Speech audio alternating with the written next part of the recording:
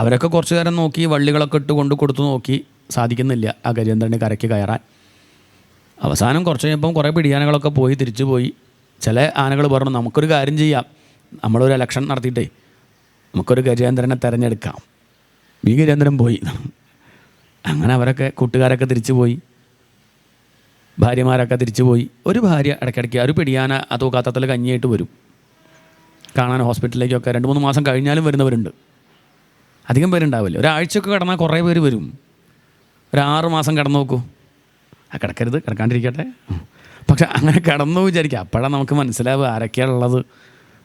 എപ്പോഴെപ്പോഴും വിളിക്കുന്നവരും message അയക്കുന്നവരൊക്കെ ഉണ്ടാവില്ലെന്ന് അപ്പം അറിയാം. എന്നാണ്. കുറച്ച് കഴിഞ്ഞപ്പം ഒരാൾ മാത്രം ഇടയ്ക്ക് വന്ന് നോക്കും, തിരിച്ചു പോവും. ഇങ്ങനെ കഴിഞ്ഞു.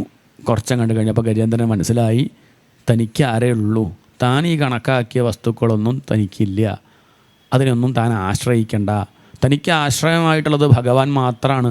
അതൊന്നും വേണ്ട എന്ന് പറയണില്ല കേട്ടോ. ഭാര്യ വേണം, മക്കൾ വേണം, ഒക്കെ ആവശ്യമാണ്. ഒന്നും വേണ്ട, ചായ വേണ്ട, കാപ്പി വേണ്ട ഒന്നും പറഞ്ഞിട്ടില്ല. ഒന്നും തരാണ്ടിരിക്കരുതേ, ഒക്കെ വേണം. പക്ഷേ ഞാനതിനെ ആശ്രയിക്കുന്നില്ല. നാളെ ചായ ഇല്ല കരുതി ഞാനില്ലാണ്ടിയാവുമൊന്നുമില്ല. അതാണ് പറയണത്. എനിക്ക് ആരുണ്ട്? എനിക്ക് ഭഗവാൻ മുഖ്യം. രാമകൃഷ്ണദേവൻ പറയും, 2 കൈ ഉണ്ടല്ലോ. ഒരു കൈ കൊണ്ട് ഭഗവാന്റെ പാദം പിടിക്കൂ, ഒരു കൈ കൊണ്ടോ കുടുംബം, ഭാര്യ, മക്കളും ഒക്കെ പിടിച്ചോളൂ, ജോലി ഒക്കെ പിടിച്ചോളൂ. പക്ഷെ മുറുക്കി പിടിക്കേണ്ടത് ഏതാ? അത് ഭഗവാന്റെ പാദമാണ്. ഇതൊന്നല്ലെങ്കിൽ നാളെ പോകുമ്പോൾ തളർന്നു പോകണ്ട. ഒരു കയ്യിലെന്തുണ്ട്? ഭഗവാനുണ്ടല്ലോ. നാളെ ഇതും വിട്ടിട്ട് ഇങ്ങോട്ട് പിടിക്കേണ്ടവനാണ് നമ്മൾ. പക്ഷെ നമുക്ക് പറ്റിപ്പോകും എന്താ വെച്ചാൽ കുറച്ച് കഴിഞ്ഞാൽ ഇതും വിട്ട് ഇങ്ങോട്ട് പിടിക്കും. എന്താണ്? ഭാഗവതം വിട്ട് ഭഗവാന്റെ പാദവും വിട്ടിട്ട് 2 കൈ കൊണ്ടും വീഴാൻ പോകുന്നത് പിടിച്ചാൽ നാളെ രുക്മിണി പറയും, ദദൃശേ അച്യുതം സാ. ശിശുപാലനെ പിടിക്കാണ്ട് ആരെ പിടിച്ചു? വീഴാത്തവനെ പിടിച്ചു എന്നാണ്. ആരെ? കൃഷ്ണനെ പിടിച്ചു പറഞ്ഞിട്ടില്ല. അച്യുതം, ച്യുതിയില്ലാത്തവൻ, വീഴാത്തവൻ. മറ്റതോ ശിശും പാലയതി, കുടുംബവും കുട്ടികളും സീരിയലും. അതാണ് ശിശുപാലൻ. അത് വേണ്ടാന്ന് പറയണില്ല. പക്ഷെ പിടിക്കേണ്ടത് ആരെയാവണം? ഭഗവാനെ ആവണം. അവരെ ആശ്രയിക്കൊന്നും വേണ്ട. അവർ ചിലപ്പോൾ നാളെ വിദേശത്തേക്ക് പോകും. കുറച്ച് കഴിഞ്ഞാൽ ഫോൺ വിളിച്ചെടുത്തോളന്നില്ല. ദുഃഖിക്കേണ്ട, നമ്മളാരെ വിളിച്ചാൽ മതി. മറ്റത് നോട്ട് റീച്ചബിൾ എന്ന് പറയില്ല. ഗുരുവായൂരപ്പൻ വിളിക്കാൻ കാത്ത് നിൽക്കുകയാണ്. ഫോൺ നോക്കി ഇങ്ങനെ നിൽക്കുക. വിളിക്കുന്ന ആരും വിളിക്കുന്നില്ല, ഇങ്ങനെ നോക്കി നിൽക്കുകയാണ്. പേടിക്കാനില്ല. ഭഗവാൻ അങ്ങനെ നോക്കി നിന്നെങ്കിലും ഇതുവരെയും ഗജേന്ദ്രൻ വിളിച്ചിട്ടില്ല. പക്ഷെ അവസാനം ഗജേന്ദ്രൻ മനസ്സിലാക്കി, എനിക്ക് വിളിക്കാൻ ആരേ ഉള്ളൂ, ആ ഭഗവാൻ മാത്രമേ ഉള്ളൂ എന്ന് മനസ്സിലാക്കി ആ ഗജേന്ദ്രൻ ഭഗവാനെ ആശ്രയിച്ചു എന്നാണ്. യക്കശ്ചനേശോ ബലിനോന്തകോരഗാത് പ്രചണ്ഡവേഗാദഭിധാവതോ ഭൃശം ഭീതം പ്രപന്നം പരിപാതി യദ്ഭയാത് മൃത്യുപ്രധാവത്യരണം തമീമഹി. എങ്ങനെ ആശ്രയിച്ചു അതറിയണ്ടേ? നമുക്ക് ആശ്രയിക്കണമെന്നുണ്ട്. പക്ഷെ ആശ്രയിക്കാൻ തോന്നുന്നില്ലെങ്കിൽ അതിനുള്ള വഴി പറഞ്ഞു തരാം. ഏതൊരു ഭഗവാന്റെ സങ്കല്പം കൊണ്ടാണോ താൻ ആനയായിട്ട് പറന്നത്, ഗജേന്ദ്രൻ ആലോചിക്കുകയാണ്. ഞാൻ കണക്കാക്കിയിട്ടില്ല ആനയാവണമെന്ന്. നമ്മളാച്ചാൽ പറയാം, ഞാൻ അങ്ങനെ മനുഷ്യനാവണമെന്ന് വിചാരിച്ചിട്ടില്ല, ഞാൻ പുരുഷനാവണമെന്ന് വിചാരിച്ചോ? നിങ്ങൾ വിചാരിച്ചോ? ഇന്ന ദിക്കിലായിക്കോട്ടെ ജനമെന്ന് വിചാരിച്ചു? അറിയില്ല, ഒന്നും നിശ്ചയില്ല. നമ്മുടെ ഇപ്പോൾ ഓർമ്മയിൽ അങ്ങനെയൊന്നും വിചാരിച്ചതായിട്ടില്ല, അത്ര പറയാം. അപ്പോൾ ആരുടെ സങ്കല്പ? ഈ ശ്വാസം എടുക്കുന്നത് ആരുടെ സങ്കല്പ? ഹാർട്ട് മിടിക്കുന്നുണ്ടല്ലോ അല്ലേ, അത് ആരുടെ സങ്കല്പ? നമ്മൾ കഴിച്ചത് ദഹിക്കുന്നുണ്ടല്ലോ, നമ്മൾ ദഹിപ്പിക്കുക. നമ്മൾ ചവച്ചരച്ചുകൊള്ളൊക്കെ സത്യം. അതിൽ പോലും നമുക്കെന്തില്ല, കുറച്ചും കൂടി മുന്നോട്ട് പഠിച്ചാൽ മനസ്സിലാവും. അതിലും നമുക്ക് വലിയ കർത്തൃത്വമൊന്നുമില്ല. ശരി, ഇനി ചവച്ചരയ്ക്കുന്നുണ്ട്, ഉള്ളിലേക്ക് പോയതോ? അവിടെ ആരാ യന്ത്രം വെച്ച് ഇങ്ങനെ അരയ്ക്കണത് ആരാ? ആ പണിയും കൂടി നമ്മളെ ഏൽപ്പിച്ച് നമ്മൾ ഊണിഴിക്കും. പിന്നെ അല്ലെങ്കിലേ മടിയന്മാർ. ഇതിപ്പോൾ ഇത്രയും പണിയുള്ളതുകൊണ്ട് കുറേ കഴിക്കുന്നുണ്ട്. ഇത് ഉള്ളിലെത്തി ദഹിപ്പിക്കേണ്ട ചുമതലയും നമ്മളെ ഏൽപ്പിച്ചു വെച്ചാൽ ഇതൊക്കെ ആര് ചെയ്യുന്നു? അതാണ്. അതാരുടെ കയ്യിലാണ്? ഭൂമി തിരിയണോ? ആര് തിരിക്കണോ? ഇവിടെയുള്ള ഈ കർമ്മങ്ങളൊക്കെ നടത്തുന്നത് ആര്? ഇനി ആര് എന്ന് പറയുമ്പോൾ ഒരു വിഷമമുണ്ടെങ്കിൽ ഏതൊരു ശക്തി ഉണ്ടല്ലോ, ആ ശക്തി ഏത്? യഹ് കശ്ചനേശോ, രക്ഷപ്പെട്ടു എന്നാണ്. ഈ ഒരു ചോദ്യം ചോദിച്ചാൽ അയാൾ രക്ഷപ്പെട്ടു. ഈ ചോദ്യം പലർക്കും വരുന്നില്ല. ഭാഗവതം ആരംഭിക്കണമെന്നാണ് ഈ ചോദ്യത്തോടു കൂടി കേട്ടോ. ജന്മാദ്യസ്യ യതഃ, ഈ ജന്മാദികൾ എവിടെ നിന്ന്? യതോവാ ഇമാനി ഭൂതാനി ജായന്തേ, ഉപനിഷത്ത് പറയും. എവിടെ നിന്നാണ് ഈ കാണുന്നതൊക്കെ ഉണ്ടായത്? ആരാണിതിനെ നിലനിർത്തുന്നത്? ഇതെങ്ങോട്ട് ചെന്ന് ലയിക്കുന്നു?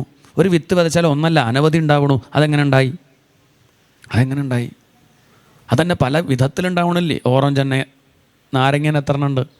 നാരങ്ങ, ചെറുനാരങ്ങ, മാതള നാരങ്ങ, ഗണപതി നാരങ്ങ, ഒരേ നാരങ്ങ തന്നെ അനവധി.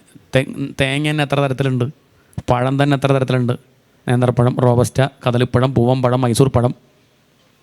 ഇതെങ്ങനെയാണ്? തെങ്ങിൻ്റെ മുകളിൽ തേങ്ങ ഉണ്ടാവണു, വള്ളിയുടെ മുകളിൽ മത്തൻ ഉണ്ടാവണു. ഒന്നും തിരിച്ചായാലോ, മത്തൻ തെങ്ങിൻ്റെ മുകളിലായാലോ താഴത്തേക്ക് വീണാൽ കഴിഞ്ഞില്ലേ കഥ. ഇത് ആര് നിയന്ത്രിക്കണം? എങ്ങനെ ഈ ഒരു സംവിധാനം എങ്ങനെ വന്നു എന്ന് അന്വേഷിക്കുമ്പം എങ്ങനെ ഭഗവാനെ സമ്മതിക്കാണ്ടിരിക്കും, എങ്ങനെ ആശ്രയിക്കാണ്ടിരിക്കും. ഗജേന്ദ്രന് മനസ്സിലായി. അതുകൊണ്ട് ഞാൻ ഇനിയുള്ള സമയം എത്രയാണെന്ന് എനിക്കറിയില്ല. മുതല പിടിച്ചിട്ടുണ്ടേ. ആരാ പിടിച്ചത്? മുതലൊന്നുമല്ല. ഒരു മുതല പിടിച്ചു വെച്ചാൽ ആനയ്ക്കുണ്ടോ ബുദ്ധിമുട്ട്? അങ്ങനെ നമ്മൾ കണക്കാക്കിയത്. ആനയ്ക്ക് എത്ര കാലുണ്ട്? 4 കാല്. ഒരു കാലിൻ്റെ മുകളിൽ മുതല കടിച്ചാൽ ബാക്കി 3 കാല് ഫ്രീ അല്ലേ? ഒരു ചവിട്ട് കൊടുത്താൽ മുതലയുടെ കഥയൊക്കെ കഴിയും.